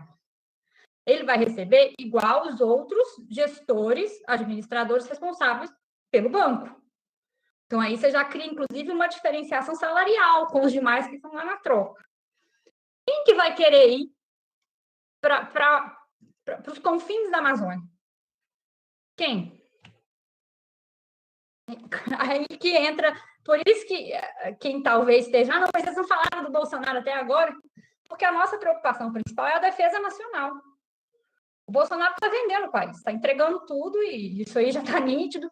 O que ele não está vendendo, ele está destruindo, ele já verbalizou isso, que ele precisa destruir para depois ter espaço para construir outras coisas. Eu acho que esse processo da fascistização é muito sério.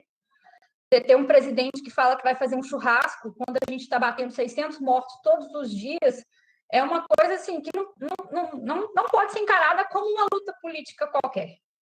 Não acho que é uma coisa normal, acho que tem que ter um pingo tem um processo mesmo que é de humanidade, que as pessoas deveriam estar desenvolvendo, um mínimo de solidariedade com aqueles que estão perdendo os seus entes queridos. Assim, eu acho muito assustador quando o presidente fala isso. Vai para além do pouco didático, né? Porque o pouco didático é quando ele fala que é uma gripe. Então, ele está estimulando que as pessoas reajam a uma pandemia de uma forma equivocada. Vai estar contrariando normativas internacionais, as recomendações da Organização Mundial de Saúde. Mas não, quando a pessoa faz um churrasco, com a gente batendo 600 mortos, aí a discussão, para mim, de fato, foi para outra esfera, e aí deixa de ser uma discussão política. Então, eu acho que, só para concluir esse raciocínio que eu estava fazendo essa crítica à imprensa, com essa pergunta, né, de eles vão até quando, não são eles quem têm que decidir até quando vão. Isso tem uma relação com a nossa cultura política, inclusive, a gente fazer essa pergunta. Quem pode decidir até quando o Bolsonaro vai é o Congresso, é o Supremo ou é o povo mobilizado na rua. Não são os militares que podem decidir até quando o Bolsonaro vai. Pedir por uma intervenção militar é entregar o nosso destino enquanto povo para uma instituição que a gente está aqui exatamente criticando pelo corporativismo. Então, acho que é uma pergunta feita de maneira inadequada e acho que não... Infelizmente, tem relação com a nossa cultura política, que é bem isso mesmo, dialogando até com o seu comentário sobre o Clausewitz. A cultura política, as pessoas veem, de fato, o caos que está na segurança pública, e os políticos usam isso habilmente. Não, se o negócio está errado, vamos pegar as Forças Armadas e vamos usar. Então, assim, a instituição goza embora nas últimas pesquisas isso caiu um pouco, mas goza de larga aprovação da população. Mesmo com esse passado autoritário, que tem a ver com a nossa falta de memória, que o Hector trouxe, mesmo com essa questão toda do inimigo interno que a gente discutiu. Então, acho que o que nos cabe, na verdade, é desmistificar o que são as Forças Armadas, e por isso que a gente trouxe a ideia do Partido Militar, essa discussão toda que a gente está fazendo. Genial, Ana. A propósito dessa desmistificação, né, os militares têm vociferado há mais de 30 anos que a prioridade estratégica de defesa nacional deles é a Amazônia, e aí eu fico me questionando, que a Amazônia vai sobrar para eles defenderem, com extermínio indígena, com garimpo predatório, com eliminação de vastas áreas da floresta para agricultura do agronegócio, enfim, vai sobrar o quê? Um deserto para eles defenderem, né? Ana, tem algumas perguntas muito boas.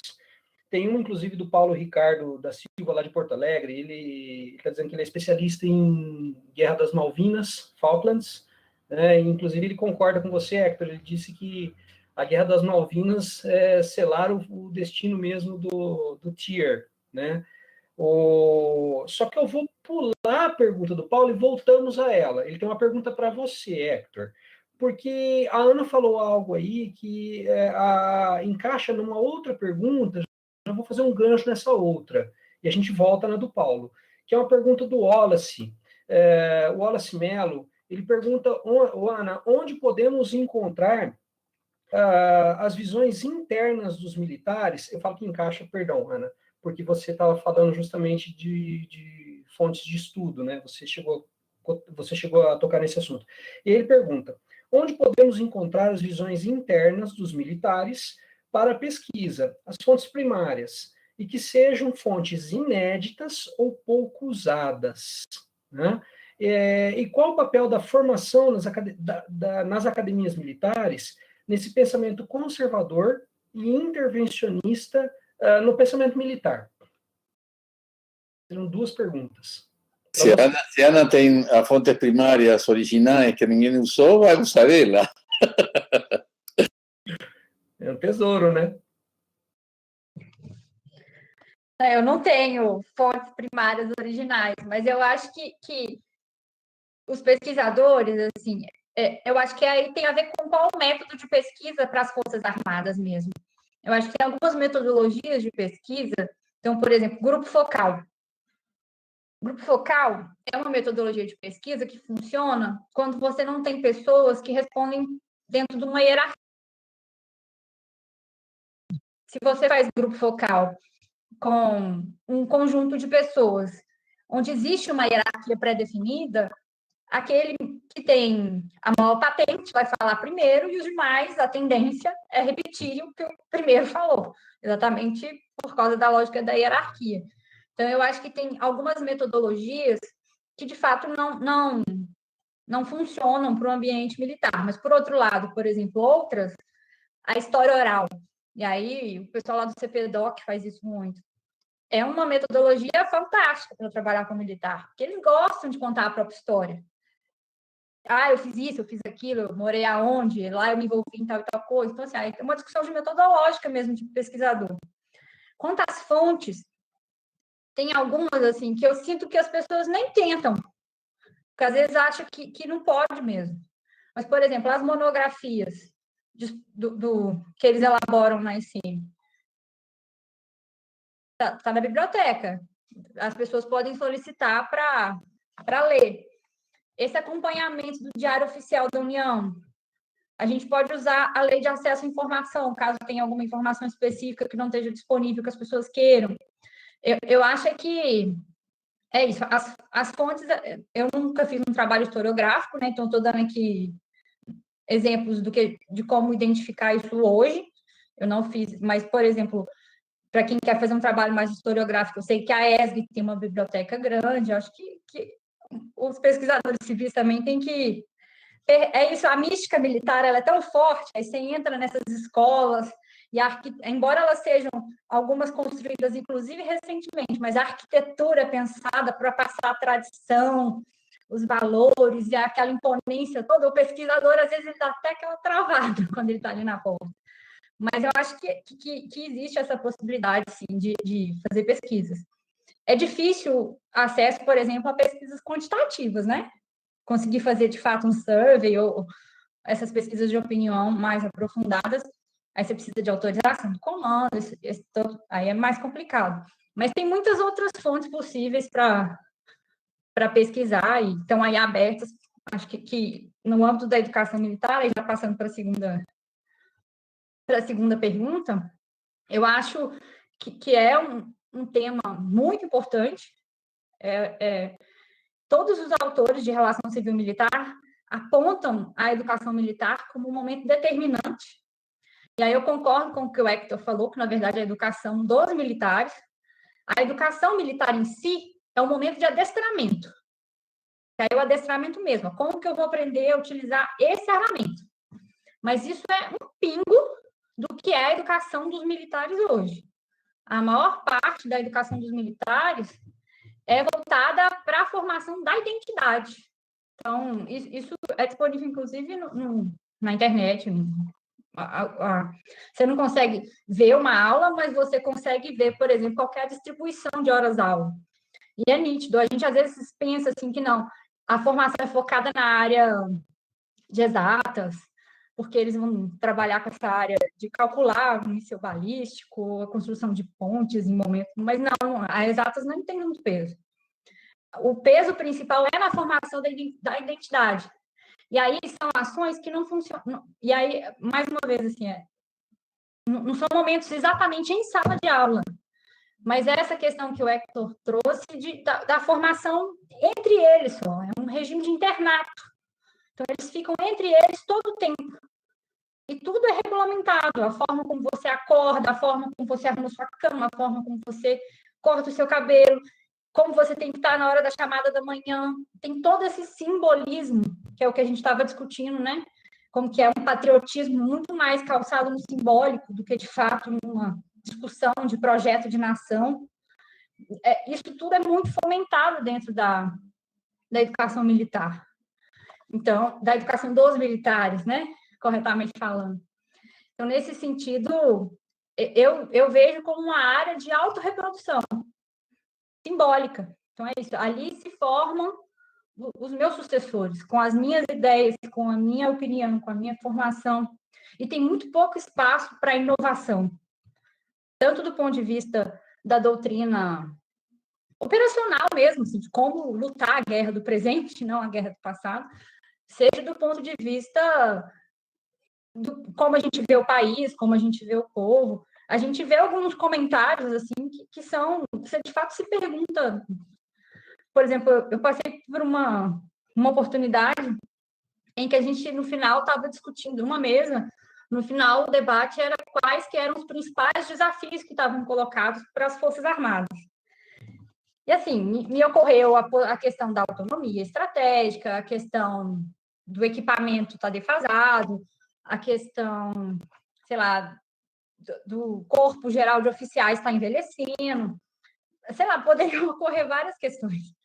E o comentário que surgiu na mesa foi que, de um coronel que estava na mesa, foi que o homossexualismo era o maior risco que existia para as Forças Armadas. Aí você para e fala assim, como assim? É por isso que eu acho que a discussão principal é sobre defesa. A gente ter uma boa política de defesa conectada com os nossos projetos de país, subordinada a um projeto de país, e as Forças Armadas têm que ser instrumento dessa política de defesa. Esse conservadorismo de valores, aí eles se encontram com outras bases do governo Bolsonaro, embora de outra forma. Acho que a diferença não é de conteúdo, a diferença é de forma, né? Eles são mais elegantes e mais discretos na forma de se colocar. Mas é uma resposta louca, né? Assim, a gente pensando, como assim, a maior questão para as Forças Armadas ser essa? E foi uma mesa relevante, numa escola militar. Então, eu não tomo aquela opinião como a única, como eu não tomaria nenhuma das opiniões expressas pelo Partido Militar, mas eu tomei como uma opinião relevante, que expressar pelo menos uma parte desse raciocínio. Não sei se eu respondi as questões dele, mas me coloco à disposição para, em outros momentos também, a gente continuar dialogando. Brilhantemente, Ana. Ana, eu fico pensando o que aconteceria com esses oficiais se eles descobrissem qual era a orientação sexual de Thomas Edward Lawrence, o Lawrence da Arábia, ou a de Alexandre o Grande, para pegar só dois estrategistas que tiveram um impacto pequenininho na história militar, né? Bom, como prometido, eu vou voltar lá na pergunta do Paulo Ricardo da Silva, de Porto Alegre, né? Devido ao adiantado da hora, nós já temos 1h30, quase 1h30 de live, né? E para não cansar muito o nosso público, eu gostaria de encerrar com essas duas questões do Paulo, né? Porque estavam na ordem, estavam antes das do Wallace e eu inverti a ordem, né? Por uma questão de justiça, vamos a elas então. O Paulo pergunta, então, para você, Hector, se o GLO, né, as operações de garantia da lei e da ordem, se seria mais o interesse da nação em empregar as Forças Armadas no ambiente interno, ou o interesse do Exército em participar em ações subsidiárias, ou ainda, se seriam os dois interesses, seria ambos. E aí, a segunda pergunta dele, né? Em certa medida, ao inovar o emprego de Forças Armadas em segurança pública, o Estado não está atestando justamente a falência das polícias? Com você, Hector. Leandro, deixa eu acrescentar uma pergunta, porque aí o Hector aproveita e faz essas considerações dele, que é as Malvinas. Eu não falei nada sobre isso, porque o Hector tem uma hipótese muito boa sobre as Malvinas, que eu acho que tem que vir para a mesa. Não é nem sobre o teatro, mas é o que a pandemia pode significar para as nossas Forças Armadas. Excelente, Ana. Muito obrigado. Falando de Lawrence de Arábia, eu lembro de uma reunião que tivemos, uma reunião preparatória da reunião de ministros da Defesa que foi em Canadá. Tivemos a reunião preparatória da sociedade civil foi no Caribe, não lembro em que ilha foi, mas aí tinha representantes del Ministerio de Relaciones Exteriores de Canadá y el representante del Ministerio de Defensa de Canadá. Era un coronel que tenía combatido en varios lugares, inclusive tenía estado en Irak y era un combatente que o propio gobierno manda para una reunión tan importante. Y estaba con el marido. Sí. O para los griegos a homosexualidad era un elemento de cohesión dos propios soldados, es decir, ¿quién mejor que meu amante para me cuidar las costas? Literalmente. O con relación ao GLO, no 92, porque yo soy un poco velho, mas en el 92 yo escribí un artigo no jornal O Estado de São Paulo. No 92 a primeira operação que mandaram os militares em Rio de Janeiro a favelas para, acho que foi o ECO 92. A ECO 92 que vinha um grande evento e chamaram as Forças Armadas por primeira vez para fazer a custodia. E eu escrevi um artigo que se chamava Nada a ganhar e todo a perder no estado de São Paulo, que justamente apontaba, en aquel momento las Fuerzas Armadas gozaban de mucho prestigio, ainda tienen bastante prestigio, y subir a un morro no iba a significar absolutamente nada, más que corrían el riesgo de ser un accidente. Es decir, y en el caso de un accidente iba a ser un problema jurídico bastante importante, porque en aquella época el gobernador era Brizola. Y tenía ciertas estructuras institucionales como para poder colocar Fuerzas Armadas sobre el comando de Brizola, apenas en Río de Janeiro, que eso o estado de sitio, no sé, son dos modelos que se podía aplicar. Mas las Fuerzas Armadas, los militares no aceitaron estar sob el comando de Brizola, o que ya es un indicativo que las Fuerzas Armadas tienen ideología y tienen política. Mas aí fizeram um convênio que você faz para jogar futebol, um convênio cultural, um convênio esportivo, mas não para mover a força. Aí que aconteceu? E o que eu decía no artigo, esto premonitoriamente, ¿qué acontecería si una bala federal mata a un civil? Y aconteció. Un profesor de inglés furó sin querer, no sé qué fue lo que aconteció, una barrera militar y ahí un subteniente atiró y pegó en la nuca y mató. Até hoje esse suboficial está num nirvana jurídico. Por quê? Porque como você faz a relação de imputação jurídica? Quem foi o responsável? Aquele que apertou o gatilho? O chefe desse pelotão? O chefe da operação? O comandante do exército? O governador? O presidente? Aí ficou. Não tinha nenhuma estrutura jurídica. Aí se foi normatizando, Fuerzas Armadas se llamaron. En aquel momento o generalato era contra el empleo de las Fuerzas Armadas en cuestiones internas. Por varios motivos que fueron discutidos, yo mismo discutí en varios artículos. No tenían preparo, no tenían armamento, no tenían doctrina y no tenían inteligencia. Inteligencia que se hace para operaciones internas es una inteligencia por promiscuidad, es decir, vos tenés que infiltrar, tenés que colocar. Eso corrompe. Mas la policía ya calcula una cierta corrupción, una línea de frontera, digamos, de inteligencia por infiltración. Cuando entraron en Haití, os generales ainda eran contra, mas esos coroneles que voltaban de Haití ya comenzaron a tener otra visión.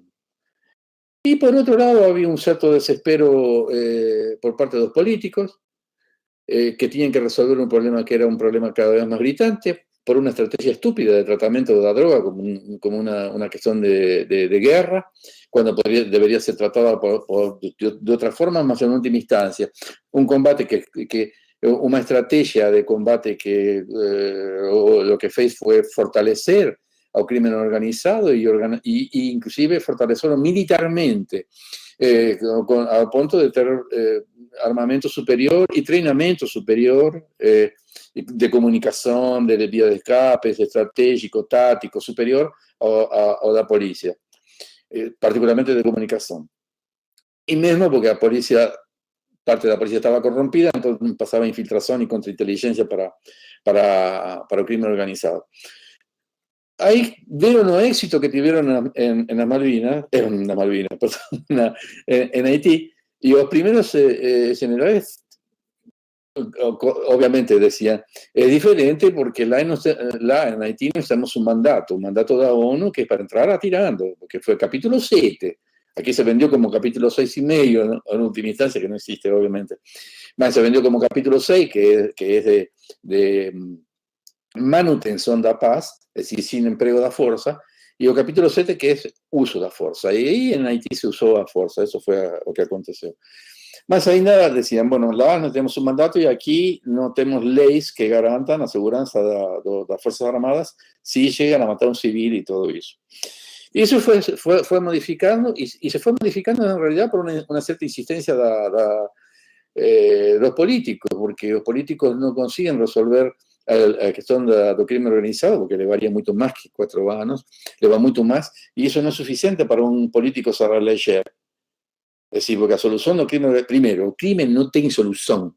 Lo que usted puede hacer es controlar, tornarlo soportable para la sociedad. Un nivel inclusive porque el crimen organizado obedece a una demanda social, está atendiendo una demanda social. Si no hubiese consumidores de droga, no habría vendedores de droga. Es decir, hay una relación social muy clara entre una demanda muy grande y una organización que subsidia esa demanda de manera ilegal, con cobertura estatal. No hay, porque muchos dicen, o crimen organizado avanza donde no tiene Estado. Donde no tiene Estado no tiene crimen organizado. ¿Tiene en el medio de Amazonia? No, tiene donde tiene sociedad, donde tiene Estado, inclusive porque precisan una garantía del Estado, precisan aseguranza del Estado. El Estado brinda aseguranza al crimen. Bueno, ahí no va a entrar porque tengo una serie de consideraciones de ida y vuelta que no entran en esas consideraciones. Más en última instancia, ahí comenzó a se normatizar esa cuestión de uso de las Fuerzas Armadas, se creó ese batallón de garantía de la ley de orden en Campinas, y finalmente durante el gobierno de PT se sacó un documento, un manual de operaciones de garantía de la ley y orden, que es un manual de contrainsurgencia. Porque en realidad esa garantía de la ley y orden no se destina a combatir el crimen organizado porque no tienen condiciones de combatir el crimen organizado, ni a droga, ni nada de eso. Lo que tienen condiciones es de hacer una contención social. Y para conter esa sociedad, como dice en el propio manual, tiene que ser anticipado el movimiento. Anticipar el movimiento significa tener inteligencia en ese movimiento. Es decir, hacer inteligencia en los movimientos sociales. Es decir, una intervención en el funcionamiento de la política. Ley de orden, lo que dice a Constitución en el artículo 142 es que se destinan a defensa de la patria y a garantía de la ley y orden por de decisión de alguno de los poderes con responsabilidad del Ejecutivo. Hizo una pequeña reforma, una enmienda de José Gelmino en algún momento, mas eso fue una imposición militar, porque a transición de la cual estábamos hablando hoy más cedo, a transición no fue una transición democrática, fue una transición controlada por los militares. Y esa constituyente, que no fue una asamblea, como decía Ana, fue una constituyente dentro de la propia dentro del propio Congreso que se discutió a constitución, que por lo tanto ya estaba impregnada. Los militares tuvieron una ascendencia muy fuerte, particularmente en ese artículo 142, dando para ellos un papel en la garantía de la ley a orden, sin especificar si es a orden social, si a orden política, si a orden jurídica, si a orden de propiedades. No hay ninguna especificación, ahí depende de la interpretación. Mas en ese manual de la garantía de la ley a orden, el primer documento que sacaron falaba concretamente de enemigo interno. Es decir, introducía, era un manual de operaciones en función de la doctrina de seguridad nacional. Era un manual de contrainsurgencia francés adaptado a Brasil. A partir de la Asociación Brasilera de Estudios de la Defensa, que era parte del directorio en aquella época, mandamos una carta para Morín, porque fue Morín que asignó ese documento, diciendo, llamando la atención por lo que estaba aconteciendo ahí, lo que estaba colocando era introduciendo el concepto de enemigo interno. Ahí modificaron, tiraron a palabra enemigo y colocaron fuerzas oponentes. Es decir, tiraron a palabra, mas deixaron o conceito. A misma cosa.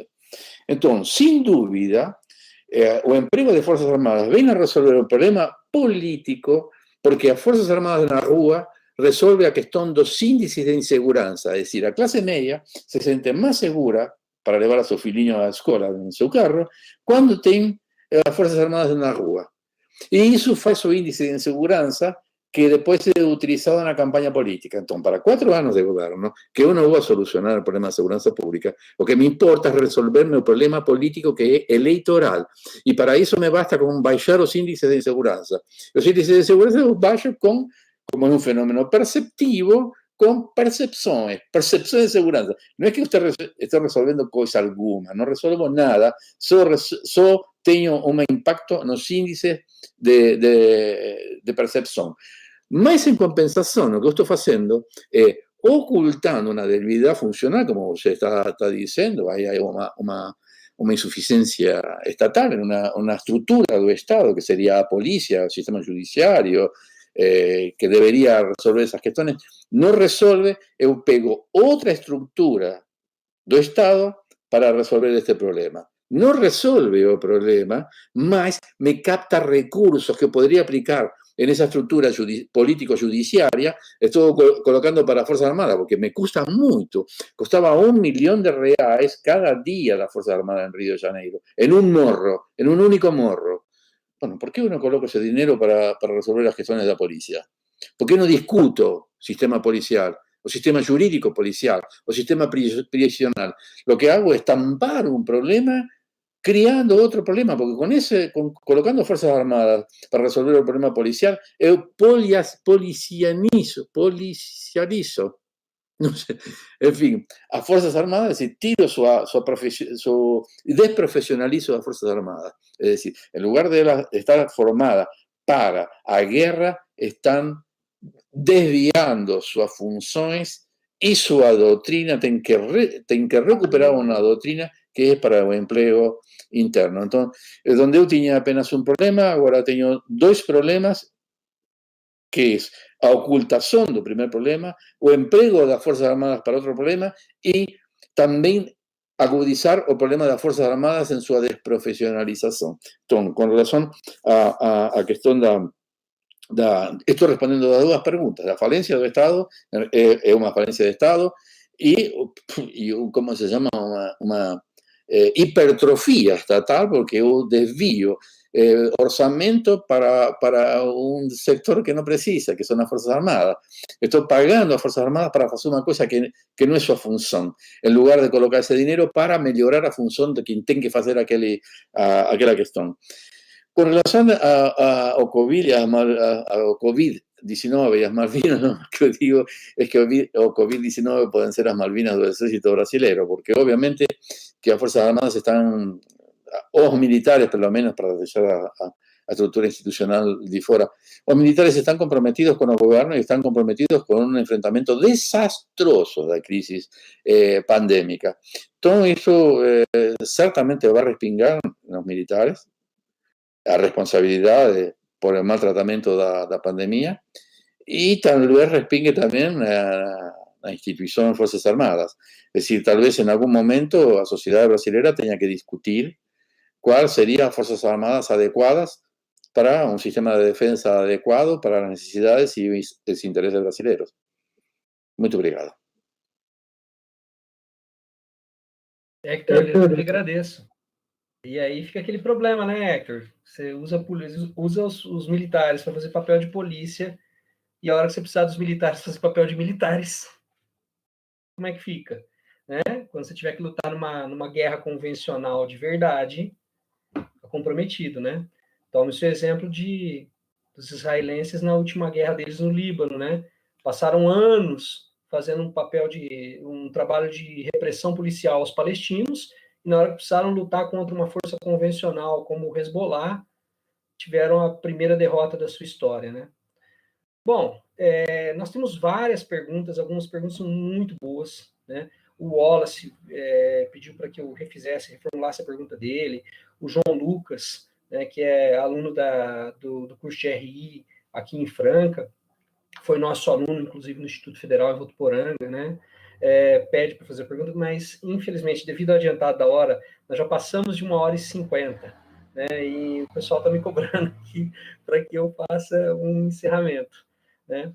Então, eu gostaria, em primeiro lugar, de agradecer muito a vocês dois, né? Eu sei como, nessa crise pandêmica, a gente tem que fazer, quem pode, né, quem faz, né, como no nosso caso, tem que fazer muito trabalho em casa, tem que dupla jornada, né, Ana? Cuidar de criança pequena, ter um trabalho como pesquisadora séria, né, que a gente sabe que você tem. Você também, Héctor, todos nós, né, na verdade, né? Eu também tenho filhos pequenos e eles demandam muito. Mas, enfim, eu queria agradecer imensamente a vocês dois, em nome dos professores de Humanas do Instituto Federal de São Paulo, do campus de Votuporanga, né, o professor Anésio, de Filosofia, o professor Aender, de História, o professor João, também de Filosofia, e o professor Michael, né, meus colegas, e o professor Michael de Sociologia, né, que são meus colegas, e sem a ajuda deles, isso aqui dificilmente teria acontecido. Queria agradecer também ao Cadu, da TI, né, e à CDI do campus de Votuporanga por terem ajudado, possibilitado a realização disso aqui. E, por fim, eu queria agradecer aos nossos espectadores que participaram, mandaram perguntas, curtiram, né? Como o professor João sempre faz questão de lembrar, eu peço para que vocês se inscrevam no canal aqui embaixo, né? Aqui embaixo, né? Apertem o sininho para curtir para receber avisos, notificações das lives do Instituto Federal de Votuporanga. Tá? E eu encerro por aqui, né? Queria agradecer muito a vocês dois, né?